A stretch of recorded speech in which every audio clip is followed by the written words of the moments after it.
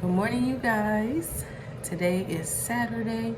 When you watch it, it might not be Saturday, but it's okay, honey. That's what it is today when I'm recording it. It's my working weekend, if you cannot tell, honey. I'm bringing y'all the verse of the day, Isaiah 59:19, and it's the Amplified version. But first, let's thank the Father for waking us up on this morning, because he did not have to do it, but that means it is work that we still need to do. So keep that in mind on today. Ask God, what is it that you want me to do on today? What is it that I need to learn on today, honey? Who is it that I need to help on today? I'm going to start reading this verse, y'all. So they will fear the name of the Lord from the west, and his glory from the rising of the sun. For he will come in like a narrow rushing stream, which the breath of the Lord drives, overwhelming the enemy. So do y'all know how quick a rushing stream can overtake an object? Some of y'all might have seen it. I don't do the waters like that. But that's how quick the Father will overtake your enemy, honey. That's how quick the enemy will be up off of you, honey. Okay? Because God don't play about his kids. He may give permission to the enemy to do some things, honey. But when he doing too much, when he trying to do too much, honey, that God gonna step right on in and say, no, I didn't give you permission to do that, okay? Touch not my anointed one, okay? Y'all know I'm reading my notes, okay? Okay, so this is what the Father said. This is what he gave me. He said, when you are my child, I will fight for you. The enemy cannot overtake you. You will have to go through some things, but the enemy can only do what I allow him to do.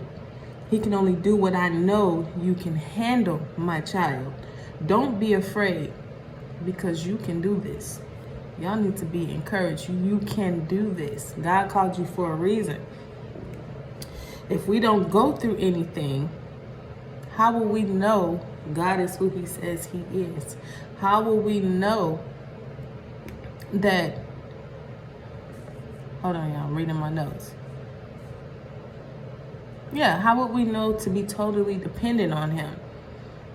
What are we going to pray about? You know, like if we're not going through anything, how will we know how to be patient and loving and kind towards that person that's not doing us right?